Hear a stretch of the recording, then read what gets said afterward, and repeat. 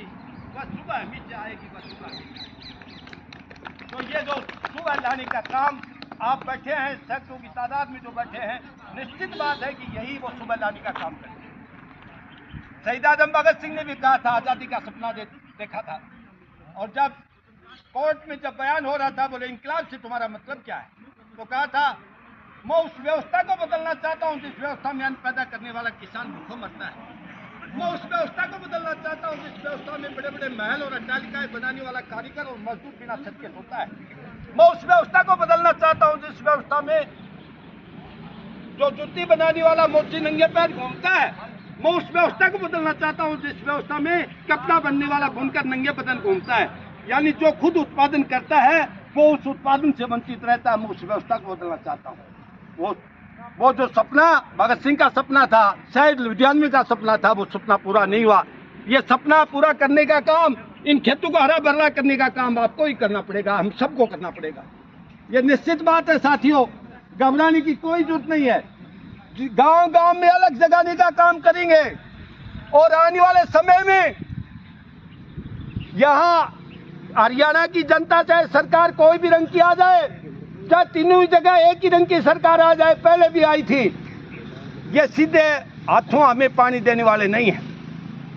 हमें हमारा जो पत्थर जा रहा है पूरा का पूरा हरियाणा में, उनके जो बड़े बड़े जो पुल बनाए जा रहे हैं उनमें इस्तेमाल हो रहा है, सड़कें बनाई जा रहा है उनमें इस्तेमाल हो रहा है, बड़े बड़े महल और अट्टालिकाएं बनाई जा रही है उनमें इस्तेमाल हो रहा है। हम कह देना चाहते हैं जो निर्माण में हमारा पत्थर जा रहा है उसको रोकने का काम भी हम करेंगे। यहाँ जितने भी डंपर जाते हैं हम उनको रोकने का काम करेंगे। आप पानी नहीं देना चाहते, हम पत्थर नहीं देना चाहते।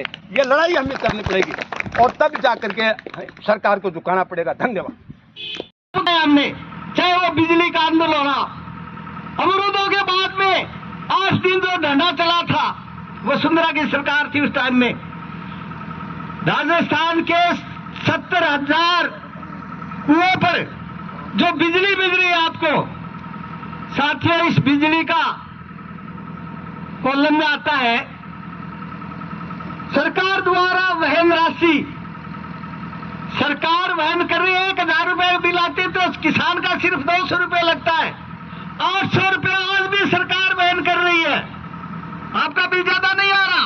ये किसान सभा की लड़ाई थी, किसान सभा की जीत थी। आज तक किसी ने कुओं के ऊपर 1 भी रुपया नहीं, 1 पैसा भी नहीं बढ़ाया। वही बात घरेलू बिजली बिल की, घरेलू बिजली बिल 14 बार बढ़ा दिया आपने, चूं तक नहीं की कभी भी। साथियों, ये भी आपके लिए बड़ा घाटा है।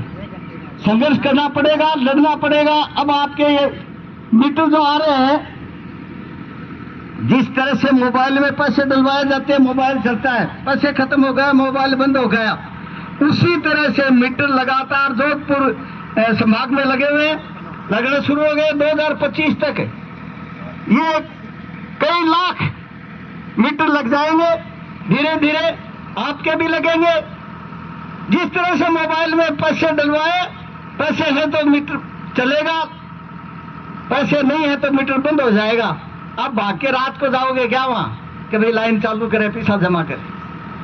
इसके लिए भी आपको लड़ना पड़ेगा। और जब आपकी खेती और किसानी बर्बाद हो जाएगी पानी के न होने से, अरे आपको बेटियां नहीं मिलेंगी, आपके बच्चे कुंवारे रह जाएंगे। साथियों, किस बहम में हो आप? अग्निवीर जो योजना लाई है सरकार, ये आप पर सीधा अटैक है। रावणा गढ़साना का जो आंदोलन चला, उसमें शहादत दी थी किसानों ने, वो आबाद हो गया पूरा क्षेत्र। शाहजहांपुर बॉर्डर पर हम 13 महीने बैठे रहे थे। हमारे साथी ये मदन जी यादव वही थे, मैं भी था वहां, जहांगीर भी मेरे साथ थे। अमरनाथ राम जी के नेतृत्व में हमने लगातार आंदोलन लड़ा। हम जब इधर से जाते थे, आटा पानी पी के जाते थे लाल चौक में, हमें लोगों ने बताया, मोदी मानने ही कौन बोले थे, क्यों जा रहे हो बेटे? मैं कह रहे, मैं कांग्रेस, हाँ लाल झंडाड़ा आदमी, हाँ मैं कुर्बानी देश का, मेरे कोई कांग्रेस बीजेपी अन्य दल का कोई आदमी को नहीं, मैं लड़ने भी जाना और लड़की जीतने भी जाना। साथियों, अब मैं एक बात बताना चाहता हूं आपको। अभी एक भाई ने बताया था आपके बीच में कि कावड़ लेके जाते हैं। अरे कावड़ लेके जो राज में है उनके बच्चे नहीं जाते, कावड़ लेके अपने ही बच्चे